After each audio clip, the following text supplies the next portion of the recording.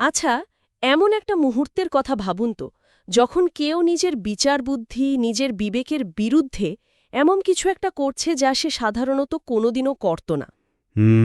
আমরা হয়তো এরকম পরিস্থিতি দেখেছি সিনেমায়, খবরে। বা হয়তো নিজের জীবনেও। প্রশ্নটা হলো, কি সেই শক্তি যা আমাদের যুক্তিবোধকে, আমাদের এই ঠিক ভুলের জ্ঞানকে ছাপিয়ে যায়?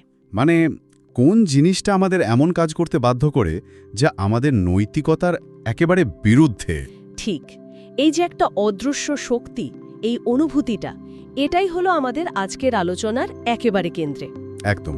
আজকের এই আলোচনায় আমরা ভয় আর আনুগত্যের মধ্যে যে একটা মনস্তাত্ত্বিক যোগসূত্র আছে সেটাই বোঝার চেষ্টা করব। এটা তো শুধু একটা অনুভূতির ব্যাপার নয়, তাই না? না না, বিলকুল না। ভয়কে কিভাবে একটা নিখুঁত হাতিয়ার হিসাবে ব্যবহার করে মানুষের চিন্তাভাবনা, তার সিদ্ধান্ত, এমনকি তার আচরণ পর্যন্ত নিয়ন্ত্রণ করা যায়, আমরা সেই রহস্যটাই উন্মোচন করব। আর এর জন্য আমরা কিছু বিখ্যাত গবেষণা আর পরীক্ষালব্ধ তথ্যের সাহায্য নেব। চলুন তাহলে শুরু করা যাক, একেবারে গোড়া থেকে, মানে আমাদের মস্তিষ্ক দিয়ে। হ্যাঁ, সেটাই ভালো। অনেকেই তো মনে করে ভয় পাওয়া মানে শুধু বুক ধড়ফড় করা বা হাত পা ঠান্ডা হয়ে যাওয়া, কিন্তু এর পেছনে তো মস্তিষ্কের একটা বিশাল খেলা আছে, তাই না? অবশ্যই। ব্যাপারটা নাকি অনেকটা মস্তিষ্কের একটা মেইন সুইচ অফ করে দেওয়ার মতো। একদম ঠিক ধরেছেন। এটা একটা নিউরোলজিক্যাল অফ সুইচের মতোই কাজ করে। যখন আমরা খুব ভয় পাই, তখন আমাদের মস্তিষ্কের ভেতরে থাকা অ্যামিগডালা নামের একটা ছোট্ট অংশ, অ্যামিগডালা, হ্যাঁ, ওটা সক্রিয় হয়ে ওঠে। একে বলতে পারেন মস্তিষ্কের বিপদ সংকেত কেন্দ্র, মানে স্মোক ডিটেক্টরের মতো। এর কাজই হলো বিপদ চেনা। আচ্ছা। আর এই অ্যামিগডালা সক্রিয় হলেই কি আমাদের চিন্তা করার ক্ষমতা কমে যায়? সরাসরি কমে যায় বললে ভুল হবে, আসলে ওটা চিন্তার রাস্তাটাই বদলে দেয়। মানে? অ্যামিগডালা যখন বিপদ সংকেত পায়, তখন সে আমাদের মস্তিষ্কের যে যৌক্তিক অংশটা আছে, মানে প্রিফ্রন্টাল কর্টেক্স, ওকে প্রায় পাশ কাটিয়ে যায়, একটা জরুরি অবস্থার মতো পরিস্থিতি তৈরি করে। প্রিফ্রন্টাল কর্টেক্স তো মস্তিষ্কে সেই সিইওর মতো অংশ, যেটা সবকিছু ভেবে চিনতে সিদ্ধান্ত নেয়, পরিকল্পনা করে। ঠিক ঠিক ভুল বিচার করে। আর অ্যামিগডালা সেই সিইওকে বলে, এখন ভাবার সময় নেই, আগে বাঁচো। এই ঘটনাটাকেই বলে অ্যামিগডালা হাইজ্যাক। এর ফলে আমাদের মধ্যে ফাইট অর ফ্লাইট প্রতিক্রিয়া চালু হয়। মানে হয় লড়াই করো, নয়তো পালাও। একদম। এই অবস্থায় আমাদের বিচার বিশ্লেষণ করার ক্ষমতা প্রায় থাকেই না। তখন যা হয় তাকে আমরা বলি কগনিটিভ রিগ্রেশন। কগনিটিভ রিগ্রেশন শব্দটা একটু ভারী শোনালো, সহজ করে বললে কি দাঁড়ায়? সহজ কথায় আমাদের বুদ্ধির জোর, বা ধরুন ইন্টেলেকচুয়াল ব্যান্ডউইথ, ওটা মারাত্মকভাবে কমে যায়। একটা উদাহরণ দিলে ভালো হয়। ধরুন আপনার কম্পিউটারে একসাথে 10টা ভারী সফটওয়্যার চললে যেমন ওটা স্লো হয়ে যায়, ঠিক তেমন ভয়ের কারণে মস্তিষ্ক তার সমস্ত শক্তি টিকে থাকার পেছনে খরচ করে। তাই অন্য কিছু ভাবার মতো রিসোর্স ওর কাছে থাকে না। তার মানে এই অবস্থায় একজন মানুষ যুক্তির ভুল বা কথার অসঙ্গতি সহজে ধরতে পারে না? একদমই পারে না। এমনকি অচিবিত মিথ্যাকেও সত্যি বলে মনে করতে পারে। আর এখানেই সুযোগ নেয় কিছু কুশলী চালনাকারী, যাদের আমরা ডার্ক অ্যাক্টরস বলতে পারি। তারা কি করে? তারা গণমাধ্যম, বক্তৃতা বা ধরুন কর্মক্ষেত্রে ইচ্ছাকৃতভাবে একটা চাপা ভয়ের পরিবেশ তৈরি করে রাখে। তাদের উদ্দেশ্যই হলো মানুষকে একটা ধ্রুব নিম্ন স্তরের উদ্বেগের মধ্যে রাখা, যাতে মানুষের মস্তিষ্কের ওই যৌক্তিক সুইচটা, মানে প্রিফ্রন্টাল কর্টেক্স, বেশিরভাগ সময়ই বন্ধ থাকে। ঠিক তাই। আর মানুষ যুক্তির বদলে কেবল আবেগ দিয়ে চালিত হয়, কারণ আবেগ দিয়ে চালিত মানুষকে নিয়ন্ত্রণ করা অনেক অনেক বেশি সহজ। এই যে আবেগ দিয়ে মানুষকে চালনা করা, এটা তো শুধু থিওরি নয়, এটা তো বাস্তবে পরীক্ষা করেও দেখা হয়েছে, তাই না? আমার যতদূর মনে পড়ছে, স্ট্যানলি মিলগ্রামের সেই বিখ্যাত পরীক্ষাটা। আপনি একেবারে মোক্ষম জায়গায় এসেছেন।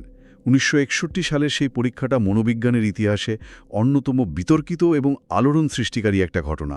ওটা আমাদের দেখিয়েছিল কর্তৃত্বের চাপ আর ভয় সাধারণ মানুষকে দিয়ে কি কি করিয়ে নিতে পারে। একদম। পরীক্ষাটার কাঠামোটা তো খুব সহজ ছিল, তাই না? অংশগ্রহণকারীদের বলা হয়েছিল যে তারা একটা শেখার প্রক্রিয়ায় অংশ নিচ্ছে।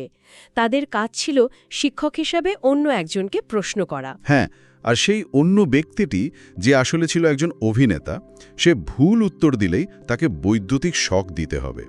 আর প্রতিটা ভুল উত্তরের জন্য শকের মাত্রা একটু একটু করে বাড়াতে হবে। আর অংশগ্রহণকারীরা দেখতেও পাচ্ছিল যে শকের মাত্রা একটা বিপজ্জনক পর্যায়ে পৌঁছে যাচ্ছে, যেখানে হয়তো লেখা ছিল ডেঞ্জার, সিভিয়ার শক। ঠিক।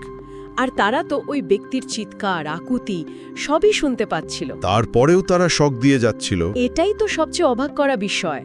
একজন কর্তৃত্বসম্পন্ন ব্যক্তি, যিনি সাদা ল্যাব কোট পরে পাশে দাঁড়িয়েছিলেন, তিনি শুধু বলছিলেন, please continue, the experiment requires that you continue.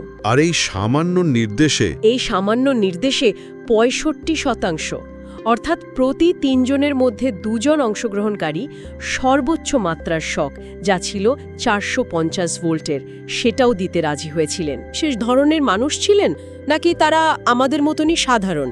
তারা ছিলেন একেবারেই সাধারণ মানুষ। শিক্ষক, ইঞ্জিনিয়ার, পোস্ট অফিসের কর্মচারী, নানা পেশার মানুষ। তাহলে পরীক্ষার পর তাদের অনেকেই মানসিকভাবে ভেঙে পড়েছিলেন।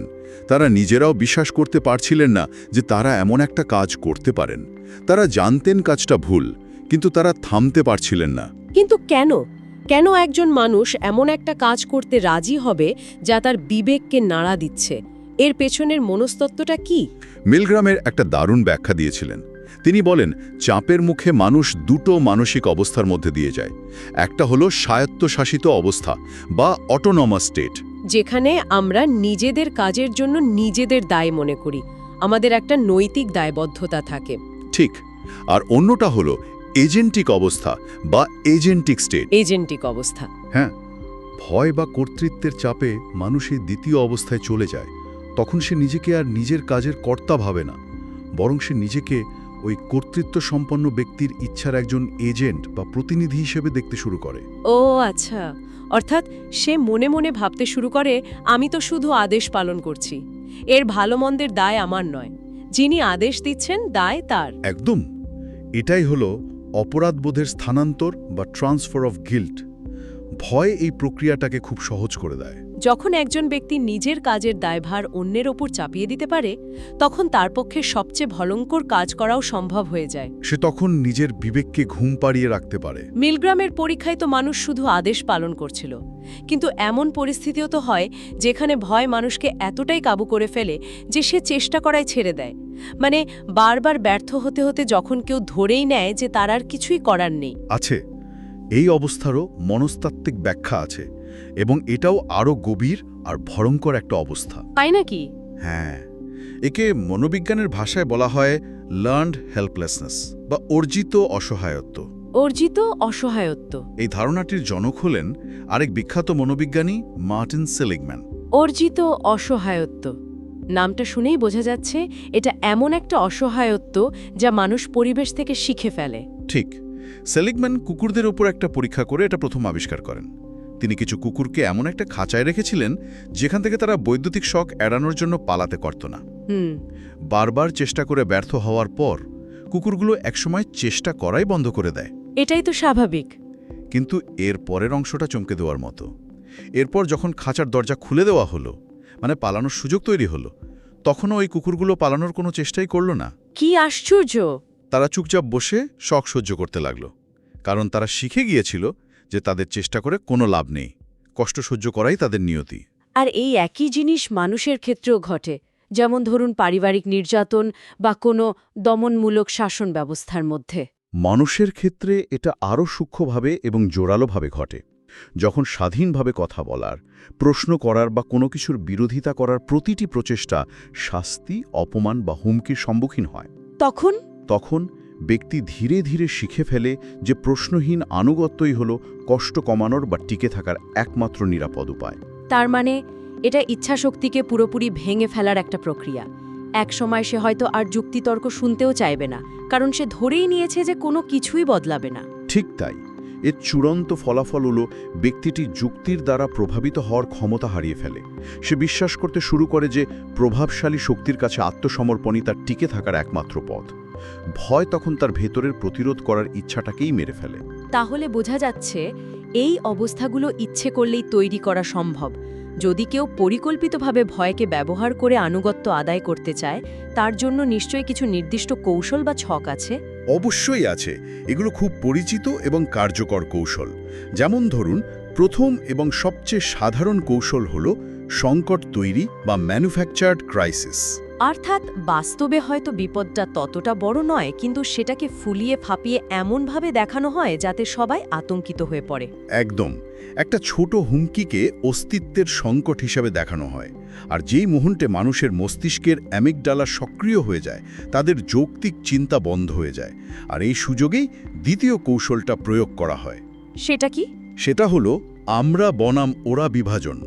যখন একটা কাল্পনিক বা বাস্তব সংকট তৈরি করা হয়, তখন সেই সংকটের জন্য একটা শত্রু খুঁজে বের করা হয়। আর বলা হয় ওদের জন্যই আমাদের এই বিপদ। ঠিক, এই সাধারণ শত্রু গোষ্ঠীর ভেতরের সমস্ত মতপার্থক্যকে ভুলিয়ে দিয়ে মানুষকে এক করে ফেলে। এবং সেই শত্রুর হাত থেকে বাঁচতে একজন শক্তিশালী নেতার প্রয়োজন হয়। খুব চেনা ছক।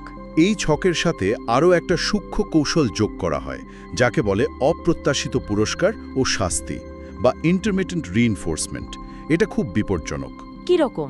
ধরুন, আপনাকে ক্রমাগত ভয়ের মধ্যে রাখা হচ্ছে, কিন্তু তার মধ্যে হঠাৎ একদিন অপ্রত্যাশিতভাবে খুব ভালো ব্যবহার করা হলো। এই গরম ঠান্ডা আচরণের ফলে কি হয়? এর ফলে ভুক্তভোগীর মনে এক ধরনের মানসিক বন্ধন বা ট্রমা বন্ড তৈরি হয়। সে অত্যাচারীর দয়ার উপর নির্ভরশীল হয়ে পড়ে এবং তার কাছেই নিরাপত্তা খুঁজতে শুরু করে। অনেকটা জুয়া খেলার নেশার মতো। হ্যাঁ, কখন পুরস্কার আসবে সেই আশায় সে সবকিছু সহ্য করতে থাকে। তাহলে আমরা পেলাম সংকট তৈরি, শত্রু চিহ্নিত করা আর অপ্রত্যাশিত পুরস্কার। এর বাইরে আর কি আছে?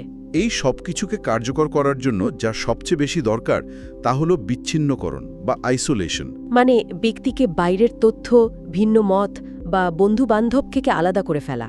হ্যাঁ, যাতে তার কাছে সত্য মিথ্যার একমাত্র উৎস হয়ে ওঠে ওই নিয়ন্ত্রক ব্যক্তি বা গোষ্ঠী। এই সবগুলো কৌশল মিলিয়ে তো একটা ভয়ঙ্কর ফাঁদ তৈরি হয়। হ্যাঁ, আর এই সব কৌশলের সমন্বয়ে যে সবচেয়ে শক্তিশালী চক্রটি তৈরি হয় তাকে বলা হয় ভয় উদ্ধার চক্র বা ফিয়ার রেস্কিউ সাইকেল। ভয় উদ্ধার চক্র। এখানে নিয়ন্ত্রক ব্যক্তি নিজেকে ত্রাণকর্তার রূপে বা প্রোটেক্টর আর্কিটাইপ হিসেবে উপস্থাপন করে। এর তিনটে নির্দিষ্ট ধাপ আছে। ধাপগুলো কি কি? প্রথম ধাপ ভয় সৃষ্টি বা দ্য ট্রিগার। নিয়ন্ত্রক ব্যক্তি এমন একটি বড় হুমকি তুলে ধরে যা ব্যক্তিকে আতঙ্কিত করে তোলে। সে বোঝায় এই বিপদ থেকে একা মুক্তি পাওয়া অসম্ভব। দ্বিতীয় ধাপে নিশ্চয়ই সে ত্রাণকর্তা হিসাবে হাজির হয়। ঠিক। দ্বিতীয় ধাপ হল ত্রাতা হিসেবে আগমন বা দ্য রিলিফ। সেই ব্যক্তি তখন নিজেকে ওই হুমকি থেকে একমাত্র রক্ষাকর্তা হিসেবে উপস্থাপন করে। সে বলে, ভয় পেও না, আমি আছি, আমি তোমাদের বাঁচাবো। আর এর বিনিময়ে সে আনুগত্য চায়। এটাই তো তৃতীয় ধাপ। একদম। তৃতীয় ধাপ হল আনুগত্য প্রতিষ্ঠা বা দি ওবিডিয়েন্স। ভুক্তভোগী নিরাপত্তা পাওয়ার কৃতজ্ঞতা এবং আবার একা হয়ে যাওয়ার ভয়ে ত্রাণকর্তার প্রতি একটি শক্তিশালী মানসিক বন্ধনে আবদ্ধ হয়। সে সম্পূর্ণ অনুগত হয়ে পড়ে। হ্যাঁ, কারণ সে ভয় পায় যে কোনো রকম বিরোধিতা করলেই তাকে আবার সেই ভয়ঙ্কর বিপদের মুখে ঠেলে দেওয়া হবে। এই চক্রের সবচেয়ে ভয়ঙ্কর দিক হল এখানে আনুগত্য জোর করে চাপানো হয় না, ভুক্তভোগী স্বেচ্ছায় তা প্রদান করে। এই পুরো প্রক্রিয়াটা শোনার পর একটা মূল প্রশ্ন মাথায় আসছে। এই সব মনস্তাত্ত্বিক কৌশল তো মানুষকে নিয়ন্ত্রণ করার জন্য, কিন্তু যে ব্যক্তি নিয়ন্ত্রিত হচ্ছে সে যখন এমন কোনো কাজ করে যা সাধারণভাবে ঘৃণ্য বা অনৈতিক, সে নিজেকে কি বলে বোঝায়? মানে মিলগ্রামের পরীক্ষার লোকগুলো বাড়ি ফিরে আয়নার সামনে দাঁড়িয়ে নিজেদের কি বলেছিল? এটা একটা খুবই গুরুত্বপূর্ণ প্রশ্ন। এর উত্তর হল মরাল ডিসএনগেজমেন্ট বা নৈতিক বিচ্ছিন্নতা। নৈতিক বিচ্ছিন্নতা। ভয় আর চাপের মধ্যে মানুষ তার নিজস্ব নৈতিক বোধ থেকে নিজেকে বিচ্ছিন্ন করে ফেলে। সে তার কাজের জন্য আর নিজেকে নৈতিকভাবে দায়ী মনে করে না। এই বিচ্ছিন্ন হওয়ার প্রক্রিয়াটা কিভাবে কাজ করে? এর সবচেয়ে শক্তিশালী উপায় হল ডিহিউম্যানাইজেশন বা অমানবীকরণ। যখন কোনো ভিন্ন গোষ্ঠীকে, অর্থাৎ ওদেরকে, নিজের অস্তিত্বের জন্য হুমকি হিসেবে চিত্রিত করা হয়, তখন তাদের প্রতি আমাদের স্বাভাবিক সহানুভূতি কাজ করা বন্ধ করে দেয়। হ্যাঁ, আমাদের আত্মরক্ষার প্রবৃত্তি তখন নৈতিকতাকে ছাপিয়ে যায়। তার মানে তখন আর ওদেরকে নিজের মতো মানুষ বলে মনে হয় না। ঠিক তাই। তখন তাদের কষ্ট, তাদের যন্ত্রণা আর আমাদের উপর কোনো প্রভাব ফেলে না। তখন তাদের উপর নিষ্ঠুর অত্যাচার করাকে আর মন্দ কাজ হিসেবে দেখা হয় না, বরং সেটাকে দেখা হয় প্রয়োজনীয় প্রতিরক্ষা বা আবর্জনা পরিষ্কার করার মতো একটা কাজ হিসেবে। মস্তিষ্ক তখন নিষ্ঠুরতাকে নিজের অস্তিত্ব রক্ষার স্বার্থে একটি যুক্তিক এবং প্রয়োজনীয় পদক্ষেপ হিসেবে গ্রহণ করে। ওরা আমাদের শেষ করে দেওয়ার আগেই আমাদের ওদের শেষ করতে হবে, এই ধরনের চিন্তা তখন স্বাভাবিক হয়ে ওঠে। ঠিক। তাহলে পুরো আলোচনার সারসংক্ষেপ করলে যা দাঁড়ায় তা হল ভয় আমাদের ভেতরের নৈতিক কম্পাসটাকে, যেটা আমাদের বলে কাজটি কি সঠিক, সেটাকে একটা বাহ্যিক কম্পাস দিয়ে বদলে দেয়। হুম। আর সেই বাহ্যিক কম্পাসটা শুধু একটাই প্রশ্ন করে, এই কাজটি কি আমাকে নিরাপদ রাখবে? একদম নিখুঁত সারসংক্ষেপ। আর একজন কুশলী নিয়ন্ত্রকের মূল লক্ষ্যই থাকে আনুগত্যকে ওই দ্বিতীয় প্রশ্নের, অর্থাৎ কি আমাকে নিরাপদ রাখবে, তার একমাত্র উত্তর হিসাবে প্রতিষ্ঠা করা। যখন মানুষ মনে প্রাণে বিশ্বাস করতে শুরু করে যে কেবল প্রশ্নহীন আনুগত্যই তাকে নিরাপত্তা দেবে, তখন নিয়ন্ত্রকের কাজ সফল হয়। আর ভয় তখন আর বাইরের কোনো চাপ থাকে না, সেটা ব্যক্তির নিজের ভেতরের টিকে থাকার কৌশলে পরিণত হয়। এই ভয় আর আনুগত্যের মনস্তত্ত্বটা জানার পর আমাদের চারপাশের অনেক ঘটনাকে, তা সে ইতিহাসেই হোক বা বর্তমানে, হয়তো একটা নতুন আঙ্গিকে দেখার সুযোগ তৈরি হলো। অবশ্যই। আর এখানেই আমাদের আজকের আলোচনার শেষে শ্রোতাদের জন্য আমি একটি চিন্তার খোরাক রেখে যেতে চাই। নিশ্চয়ই। আমরা তো শুনলাম যে ভয় পেলে মানুষ নিষ্ঠুর কাজকে প্রয়োজনীয় প্রতিরক্ষা হিসেবে ভাবতে শুরু করে। এখন প্রশ্ন হলো, এই মনস্তাত্ত্বিক কৌশলগুলো জানার পর আমরা কিভাবে আমাদের নিজেদের সমাজে বা চারপাশে এটা শনাক্ত করতে পারি? এটা একটা বড় প্রশ্ন।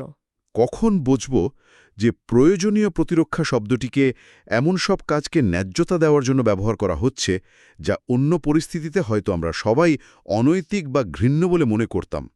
এই ভালো আর মন্দের ভেতরের সূক্ষ্ম সীমানাটা আসলে কোথায় এবং কিভাবে টানা হয়?